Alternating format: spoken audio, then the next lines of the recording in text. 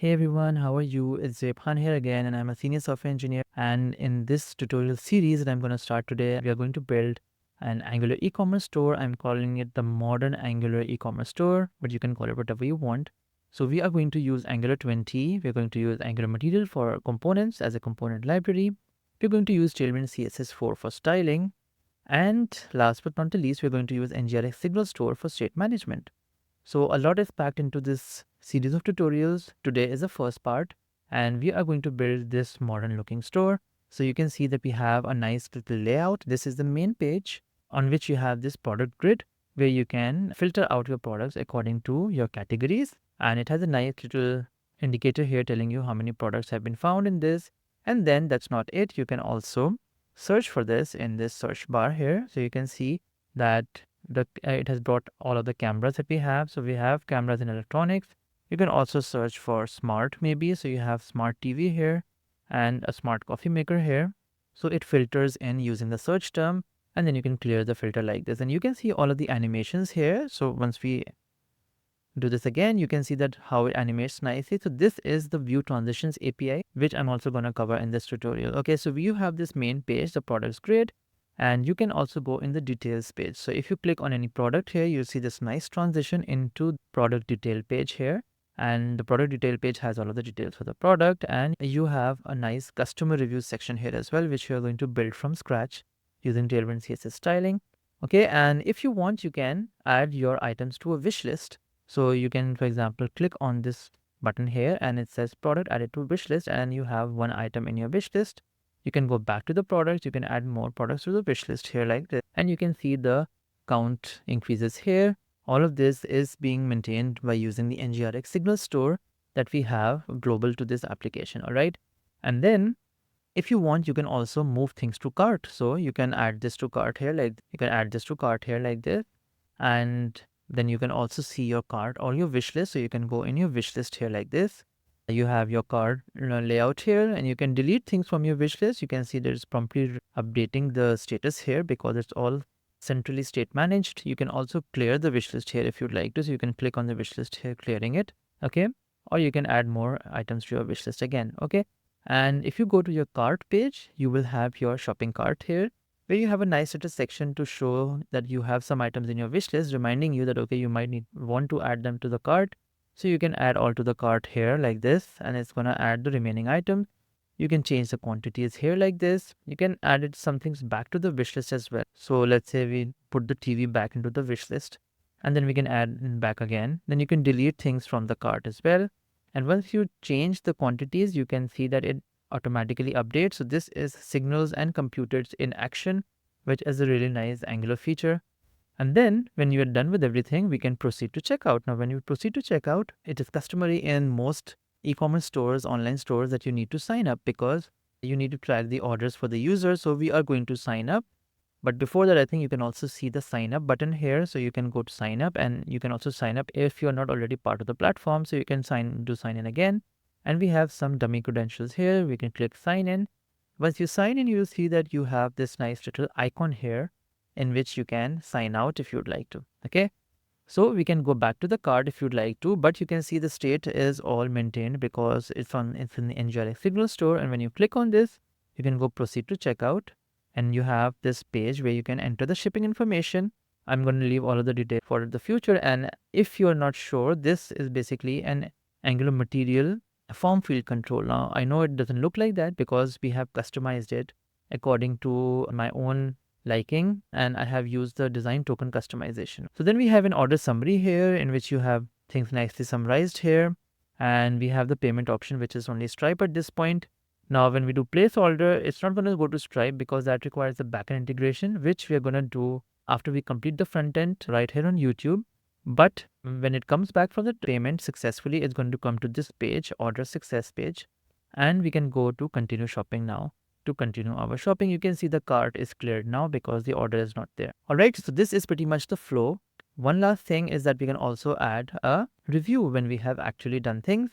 When we have actually bought something, we can come back and write a review here. This doesn't appear when you're not signed in, so you can see it disappears. If you sign in again, you're gonna see write a review here, and you can say the product was awesome, and you can give the stars here. So you say, okay, good, let's give it good. And let's say it was great. So you submit the review and you can see the ratings have been updated here. And right here down here, you have this, it was great with the right rating here. Great. So a lot of functionality packed into this project. You can see that we can minimize this categories panel here as well. Okay, so we are going to build all of this in this front-end tutorial, and building all of this requires that we get up to speed with some basic Angular concepts. So I'm going to also show you all of those concepts in due time. So this is all that you will learn, and this is going to be a really nice project for your portfolio as well if you are looking for a job in the Angular as an Angular developer, or if you just want to hone in your skills. Okay, I know you want to start desperately, so I'm just gonna leave you with a small note and then we're gonna start right away. So the note is about the final code, obviously. And I don't run ads on this channel much, and I have also not taken any sponsorships as yet. So if you are interested in getting the code, or if you want to learn further by inspecting the code, please find the link in the description where you can get the code, and any support there will be greatly appreciated. All right. So now all of that is done. Let's get started. Okay, now I'm going to take it right from the basics because I want this course to be comprehensive. If you don't know anything about Angular, or if you know just a little bit, you're going to be able to get up and running in no time. So let's first start by setting up our project. And first of all, you need to install Node on your platform of your choice. So you need to go to the Node website here, and you need to download either the Windows installer or for the Mac. So it depends on your own machine, and you just install it, and it's also going to install npm, which is the Node package manager, along with it. Great. So I already have installed it here. So if I check node-v here in my terminal, you can see that we have version 22 here. So it's already installed. Great. The next step, as you can see here, is to install Angular. And we are going to do that by using the npm, but you can also use yarn if you use that, or other pnpm. So there are others as well. So we're going to do npm install, and we're going to install it globally because so that we can use in any terminal. And we're going to do Angular CLI. So this is going to install the latest Angular CLI, which at this point is version 20, right? Great. So you can see that it's installed, and now we can check whether the ng command works, ngv, and you can now see that we have your Angular CLI installed here, Angular CLI 20.3. So the Angular versions basically correspond with the Angular CLI. So if we use the Angular CLI to create an Angular application, it's going to create it with the Angular version 20 here. Okay, and if you're wondering what the CLI is, the CLI is a command language interface, which we actually use to create new application projects in Angular and also create components, directives, all of the things required for an Angular application. This really helps us in creating the boilerplate initial code for our different application parts. All right. So next step is we need to create a new project with the CLI. So I am in my projects folder here. We use the ng new command to actually create a new Angular application project. So let's do ng new. And we're going to name this as, let's say, ng ecommerce. And then we're going to give some options here, okay? These are my preferred options. You can use them or you cannot use them. It's up to you. All right, so one of them is inline styles.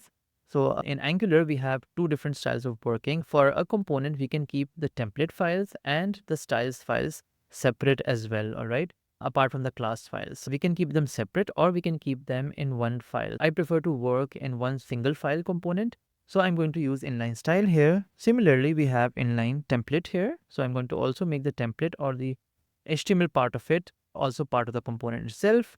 And then I'm also going to do skip tests for now because I don't really need tests for this tutorial project, right? So I'm just gonna enter this and it's going to then ask me for different options. Now it says that which style sheet format you can use. So Angular can work with CSS or it can work with Sass. Sass is basically a preprocessor for CSS. So it's sort of a superset of CSS, which provides some abstractions that you can use to actually then convert to CSS later on. Now we don't use Sass to use those things, but we have to use Sass here because of Angular Material, because Angular Material heavily uses Sass for its APIs, all right? So we are going to use SCSS just for that reason. Otherwise, you can also go with CSS if you don't use Angular Material. Do you want to enable server-side rendering? Now, I'm not going to do that initially, but I'm going to do it eventually in the course of the project when we want to enable SSR, okay? So I don't want to do this. Do you want to create a zoneless application? Yeah, let's do this. And which AI tools do you want to configure? So I'm not really interested in the AI tools for this. So I'm just going to do none, which is already selected, all right? So I've just created this. And now let's just wait for it to install. Great, so it's successfully installed. Now let's open up this project in your favorite IDE and we can do that by just using the open folder option, or you can go into that project which was ng ecommerce here like this. And since I'm using cursor, I'm going to use cursor and I'm going to do dot. You can also use VS Code if you are more interested in that. Okay, so cursor is open. We can close the command line terminal. We don't need it anymore. And we can now go into cursor here. Okay, so we have our project here set up and ready. And you can see in the source folder is basically what we are interested in doing. So you can see that we have the styles file, then this is the global styles file, then we have main.ts, which bootstraps the Angular application here like this. And then we have the app folder, which is going to contain all of our components, directives, all of the structure for the application. So this has a routes file, which is for Angular routing, and it has a config file, which allows you to actually provide different configs and providers, which we're going to know more about during the course of the tutorial. Okay, so it's just a basic setup. And of course, you have your package.json, which you can see that you have with Angular version 20 here. Okay, great. So next step is then to add Tailwind CSS because we need it for our styling. Now for Tailwind CSS, we're just going to follow the official guide on angular.dev. It's a really nice handy guide to install Tailwind CSS 4. So what we're going to do is we're just going to copy these npm install Tailwind CSS post CSS statement here, and we're going to paste this here, and it's installed here. You can see it's in the package.json now. Next, we need to configure the post CSS plugin. So we're going to create a file called .postcssrc.json. So in the root, we are going to create a file called .postcssrc.json. I hope I've got that right. Yep, and I can just copy paste this inside of this. Great. And lastly, we just need to use Tailwind. For the Sass file, we need to use tailwind.css here. Okay, so let's go in our styles Sass file here. Let's remove this and let's do use Tailwind CSS here like this. Great. So Tailwind is installed. In order to test it out, we can actually add some Tailwind styling here. So we can do class, let's say bg red 500. Let's just test it out. And we run an Angular application in development by using ngdev. So this is going to spin up a development server so that whenever we make a change, it's going to update that on the UI. Okay. So we have localhost 4200. Let's go and let's see how that looks like. And you can see the Tailwind class is applied nicely here. Great. So our Tailwind integration works. Good. Now next we need to add Angular material. So the Angular material will be our main component library that we are going to use.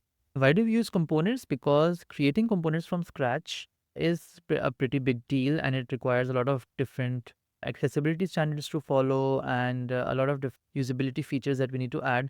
So it's much better to use a ready-made component library, and Angular material is nice because it's closely aligned with the material design, plus it's also regularly updated along with the main Angular version. So if you have Angular 20, it's going to have an Angular material 20 updated with all of the latest best practices. So it is a nice way if you want to learn to use Angular. Using Angular material as a component library should be probably the first component library that you use. And to do that, we will need to just run a simple command here initially. So let's then go back in your terminal. We're going to do, in fact, let's just close this server by Control C, and we're going to do ng Angular material here like this. Okay, it's promptly found the compatible version here, and we're going to do yes. I like to proceed. Okay, now it's asking you which pair of starter pre-built color palettes for your Angular material theme would you like to use. So I like to use Azure and blue here like this because I like that theme. And you can see that it has installed the packages and updated the styles.sass and index.html. Great. So let's go in your styles.sass, and you can see here it has given some initial theming here as well. Great. So that's it. Angular material is installed. Okay, next I want to discuss the Angular material theming for a bit because it's really important for our application to have the theme set up and to customize some themes initially so that our application looks good before we build it. So the first thing we need to understand is how to define colors in your Angular material theming. So if you go to your styles.sass file, you can see that we have a very nice way. This is the simplest way actually to create an Angular material theme. You use Angular material as mat here, and then we use @include mat.theme. Now this is basically a mixin. It comes from Sass. If you're not aware of it, that's fine. But this mixin basically takes the color parameter here. And now Angular material, it provides some basic color palette that you can actually use to define your colors. You can also define custom colors, but that's a topic for advanced theming. So we're going to just use two themes that we're already using here for your theming here in our application. So we are using the Azure palette, as you can see, for your primary color, and for the tertiary you're using the blue palette. Okay, now if you are interested in using other colors, you can actually go to material.angular and you can go in guides, and here you'll have theming Angular material here, and in theming Angular material you're gonna see color palette section here. So these are the pre-built color palettes that you can use. You have red palette, green, blue. So we're using the blue and we're using the Azure palette. Okay, so next is then we need to move on to adding custom font typography. Okay, so for typography, the default with Angular material is basically the Roboto font. As you can see here, it's defined in the matter theme, but we actually want to use Inter because I really like Inter as a font. So how do we do that? Well, first of all, we need to go to Google Fonts. You're gonna go Google Fonts here, and I'm gonna search for Inter here, and then I'm gonna do get font here. And you can see that we have an embed code in the head of your HTML. So we can play around and change with this, and then we can just copy paste this font.google APIs here in the index.html for your project. Okay, I already have this link here that I'm going to use for that purpose, so I'm just going to copy that in. And if you go in your application here, you can go in your index.html where you are going to see that you have Roboto included here. So what we're going to do is that we're just going to remove this and we're going to replace this with Inter here like this. Okay, so now instead of Roboto, we can write here Inter like this, and then in your body we can also do the same thing. Let's first also put Tailwind CSS at the top here like this, because it's going to be an issue. All use statements need to be at the top of the styles file, and here if you look at the body here, you're going to see the font family is Roboto here. So we're going to change this to Inter as well like this. Let's save this, and now we can also change the app.ts here. We have added a text2Excel P6 to test this out. And if you go back to your app, you can now see and refresh the app, and you can now see that we have Inter here as our main font here. Great. So we have our typography applied. Okay, so now let's do the last part of Angular material theming, and that is component customization with design token. So in Angular material, you can actually customize your global theme, which we have done here. So you can see here that we have our global theme defined with the Azure and the blue palette, and the typography with Inter. So this is all theme customization. But we can also customize to the level of different components. If I take you to quickly to the Angular material website here, you can see here that we have the component section and all of the list of the components. If you click on button here, for example, which is the most basic component that you can use, the appearance is somewhat like this, following the material design principles. But in the Angular e-commerce project, I wanted to use a different design for my components. And so to do that, I had to actually customize these components. And it is very much possible in Angular, but you have to use design tokens and you have to customize those design tokens. So design tokens are basically just CSS variables. And if I show you in styling, for example, if you see, so these are all CSS variables, not exactly by name. The names are a bit different, but these are all the CSS design tokens that are available for the button component here. As you can see, fab override, and then you have the button overrides, icon button overrides, and button overrides. Okay, so you can actually make granular changes or customizations for your components using these and give your specific value as you would want to. So, but this is a sort of a complex thing, and this is a bit difficult to get right initially. So I'm not going to go over this in detail. You can find my other videos in which I've discussed this in more detail. What I'm going to do is I'm just going to provide you with a styles.sas file, which has all of the customizations that I need. So for example, I have this customization for matte button override, which I have done to make it closer to how I want it to be. So I wanted a more Shartsian-like style for my buttons. The border radius would be a bit more compact than, the circular shape of the material buttons, default material buttons. And then I have some other customizations for the dialogues, for the danger field, for the input fields, the material form fields, for the side nav. So all of these are now I have kept in the styles.sas file. Now this file is a public gist. It's on my GitHub, and I'm going to give you the link in the description so that you can actually get it and you can add it to your project and you can follow along this tutorial. So I'm just going to copy this here and I'm just going to paste it in my styles.sas file here like this. Great. So I have all of the design token customizations that I would need for my project. Great. So finally we have our project all set up and all of the initial things like Tailwind material and all of those installed. So now we can move on to actually building the project, which is the fun part. Okay. So let's first set up the basic application layout. And for that, we're going to first create our header component. Our header is basically the toolbar at the top. So let's go in our application here, and you can now see in your app.ts, we have a title here, which we can remove like this. We're not going to remove the router outlet, let it remain there. And we're going to delete this as well. Now here we should have our header. So now let's go on and create our first component in Angular, okay? So you create a component in Angular, you can just create a file as well, but it has some boilerplate associated with it like this. So we are going to create it using the Angular CLI that we just installed, okay? So we are going to do ng-c component, and then we're going to do all of this because this is related to the layout. We are going to do it in a special folder called layout, and we're going to name this as the header, okay? So in case you're wondering, C basically means component, all right? Generate. So we are generating a component called layout header, okay? So it created this header.ts file, you can see, and if you go in layout here, you are going to see that we have header.ts here like this. So this is your first component, and you can see your component has different sections like selector, the imports section, the template, which is basically the visual part of your component, and the styles, which would be styles related to this template specifically, all right, encapsulated in this template. And then below that, you have your class in which you can add all of your TypeScript or JavaScript functionality. Great, so this is the anatomy of a simple Angular component. And now let's build upon this component. So this header component is going to be our toolbar. So the first thing we need to do here is we need to actually use the Angular material toolbar component, okay? So let's go in our Angular material website here. I'm just going to show you a basic example of how to include an Angular material component here. So you can see on the left side here, you have all of those components. Let's look for toolbar here. So we have toolbar here, and now you can have all of these examples here about how to add the toolbar. So let's view the code here, and you can see you have mat toolbar here that you can use here like this, okay? So let's add this mat toolbar here. So we're going to do mat toolbar, and we're going to close this here. All of the content is going to be inside of this.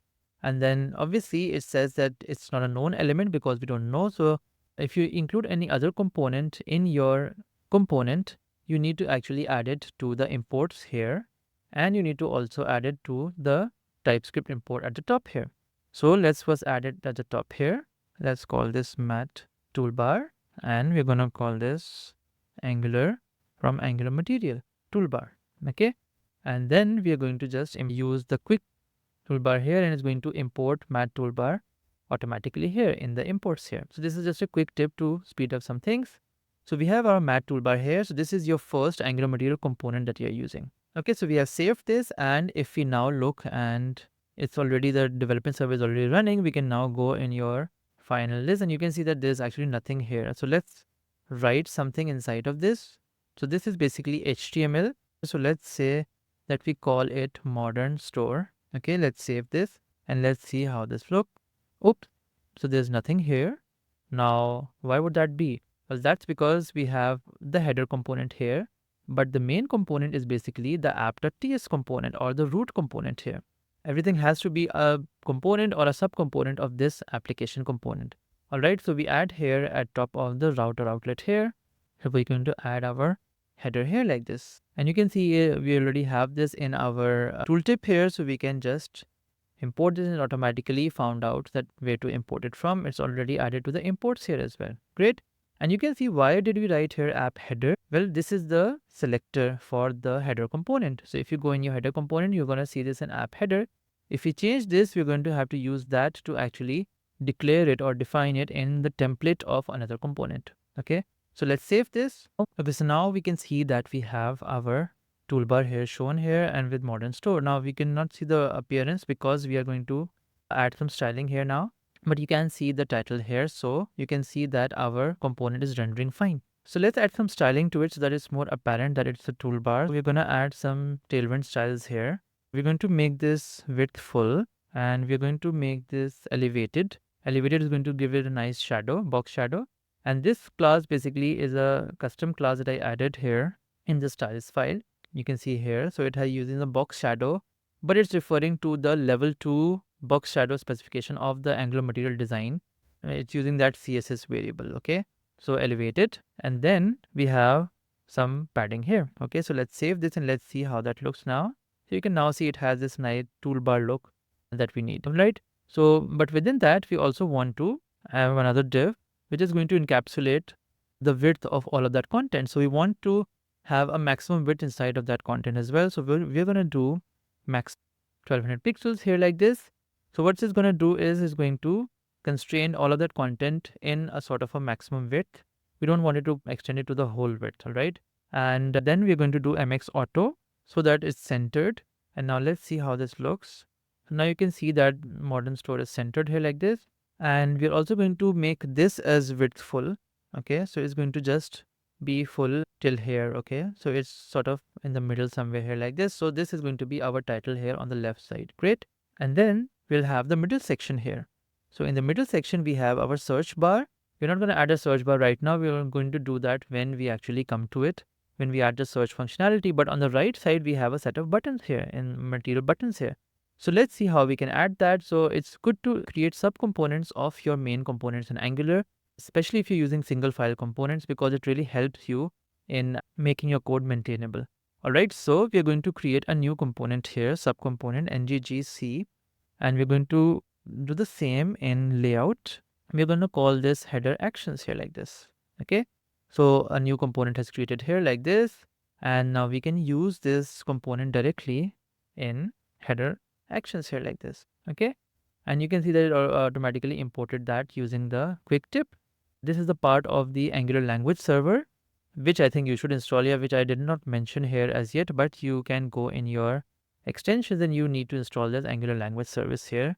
This is going to really help you out in developing with Angular. Okay, so let's go back to our files here. And then obviously you need to, if you save this, you're going to see that your header actions is here. So what we want to do here is that we want to put this inside of the Modern Store here like this. And let's also add the Modern Store into a span here. Okay, and let's see how this looks now. And you can see that it sort of stacks on top of it. So we need a flex here. So we're also going to make it flex, and we're going to make it item center, and we're going to make it justify between so that it's centered here like this. All right, so you can see here. So now we need to add the buttons here that we have. So let's go in this component and now let's add the button. Now for adding the buttons, let's first give, because there will be multiple buttons, let's give a div here. And this div is also going to be flex item centered with a gap of 2. And then within that, we will have your first button that we want to have. Okay, so first we define a normal HTML button. And because we want to use Angular material buttons, we are going to use the mat button directive. But what are directives actually? Okay, so here let's introduce the concept of directives. So Angular basically is composed of directives, and the basic building blocks of Angular is directives. So a directive is basically a reusable logic that we can actually attach to a visual element or a component or any HTML element on the UI, all right, in Angular. So mat button here is basically a directive as well, and we can attach it to a button, and this is going to make this normal HTML button style and have the functionality of the Angular material button. All right, so let's import it from here. So we're going to do import mat button from Angular material button. And now if we import this, we can't really import it from here, so we're going to import mat button here. All right, okay, so this is a mat button. We can also do the same for mat icon button, because that's the first button that we actually want to add. So we can actually do that for this, and we also want to add our mat icon here, because we're going to use a mat icon inside of the mat icon button. So we're going to do Angular material and icon here like this. Great. So we're going to do mat icon here like this. Okay, so we have everything set up, and this first one is then going to be mat icon button. All right. So once we add this directive here, it's going to convert this button into mat icon button, just like we like them on the material icon website. Okay, and then we're going to next then give it the material icon inside of it. So this is the mat icon component that we are using from this mat icon material icon package here. And within this mat icon, we are going to specify what mat icon would be there. So we are going to say favorite here, right? So let's save this. And now we should be able to see the material icon button here like this. See, nicely visualized Angular material button here.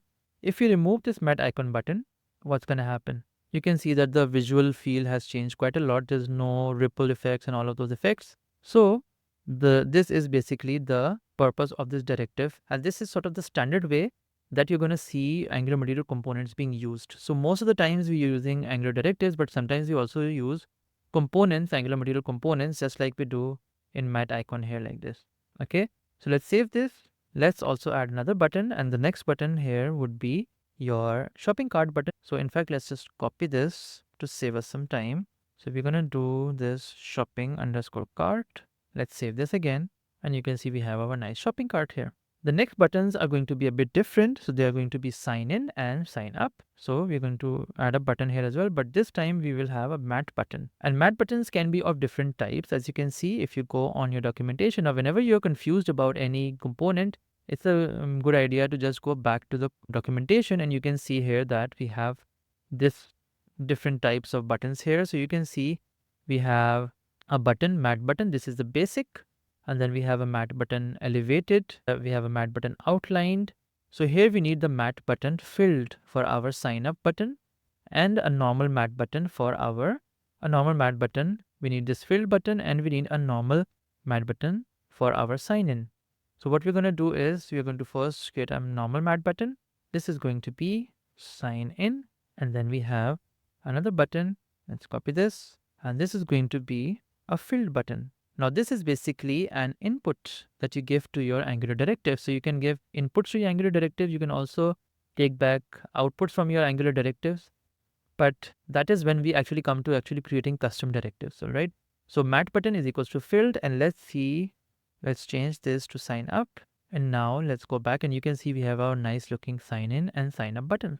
Great. So this is your primer of how to actually include and how to add Angular material components in your own Angular components, so that you can use the Angular material components as best as you can. Great. So we have our header all set up. Okay, so next let's create some basic pages without any layout, so that we can see how to actually create new pages. Okay. Now pages I've kept as a bit different from the components. So I structured it in a way that this toolbar, for example, this is a header, this is a component, all right? But a page is anything that comes below that. Okay, so this whole area, it will be one page. So this will also be a component in Angular. So let's create a new folder. We already have a layout folder for all the layout related components, but let's create a new folder, and let's create a component in that folder as well. So we're going to do ngg c. The first component in our case, or the first page, is basically the products grid, all right? And the second one we are going to add would be the my wish list, just to see at this point, all right? So let's first add the first component, and this would be in the pages folder. Now remember how I am naming these. I could also say it products, but that is not really going to be a descriptive of what a component actually does. Okay, so products grid is really descriptive, that it shows a grid of product cards. All right, so products grid, and then we'll have my wish list. So my wish list page is basically where it shows you all of your wish list items. All right. So now you can see that we have two components, my wish list and products grid. Great. So then how do we then create a routing structure where we can move between these? Right. So that is the next thing, and we are going to look at basic routing in Angular. Okay. So routing is one of the most basic features in Angular, and it is really important to understand. So we need routing for navigating between different pages on your URL. So in Angular, you do routing through the use of the Angular router, which is included in Angular. You don't need to install any other dependencies separate to Angular. And everything is contained within an app.routes file. Okay, you can keep it in any other file as well. Basically, you declare your routes in your app.routes here like this, and then you use them in your, if you go in your app.config, you say provide router, and then you provide these routes here. So now each route can have a path, and the route can have a component that links to that path specifically, all right? So it's really simple. So initially now we don't have any route set up here like this. So we can specify our first route here like this. So the first route is going to be the products route here like this. Let's call this products, and let's link it up with a component. Now we can do it like this component, and we can then specify our first page here, which will be the products grid component. So we're going to say products grid here like this, and it all imports this automatically here. And this is going to work, but this is going to eagerly load all of the components of our routes, even though we have not gone to that route yet. Okay, so a much better strategy in keeping with modern sort of lazy loading practices is to use load component here like this. Now this takes in a function in which we can use the import function, and we can then give our route here like this, the path here like this, products grid, and inside of this we can do products grid component here like this. Now if we do it products grid here like this, we also need to make our products grid as a default class, which we usually would want to do. And now you can see we don't have any errors here. We don't need this products grid anymore. Okay. So now only when the user routes to this path, is it going to lazily load this product grid component. Otherwise, it's not going to load that, saving you network resources. So you have defined one route here, but where will this route show? So to show this route, we actually use a router outlet. And if you look at the app.ts, this was already set up for us. So the router outlet is a special component from Angular router, which wherever you specify it is going to render that specific linked component to that path in that place. Okay. So we keep the header at the top because the header needs to be there all the time.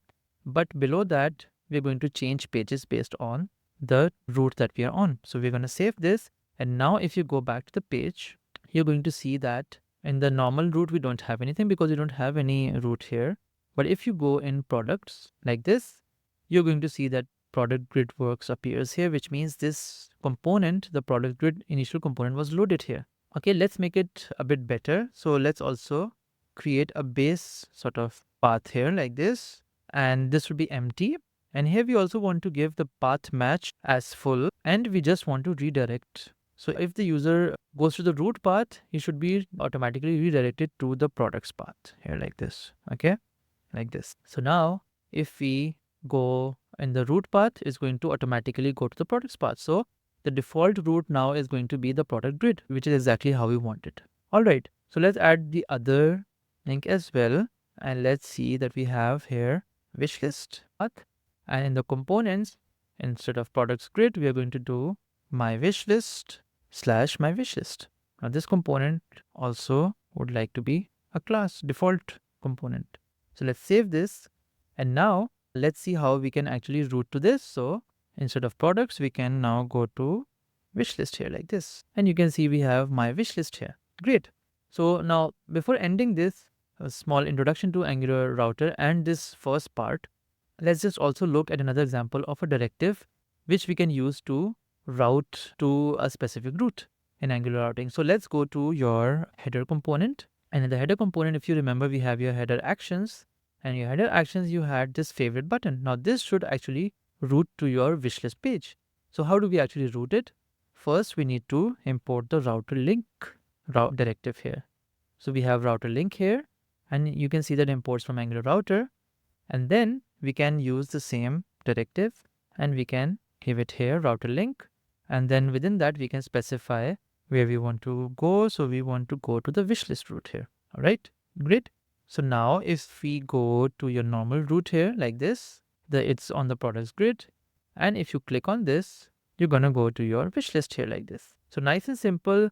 Another great use of Angular directives, as you can see. Okay, so this brings us to an end to the first part of this mega tutorial series where we are going to build this e-commerce application. So this was the first part in which we set up our application and we set up our basic application layout. Now in the next one, we are going to create our products grid and go on to creating the rest of the application. So I hope you liked this part, and as always, if you'd like to get the code, do check out the link in the description. I'm going to see you next time with the next part of this tutorial. Thanks for watching.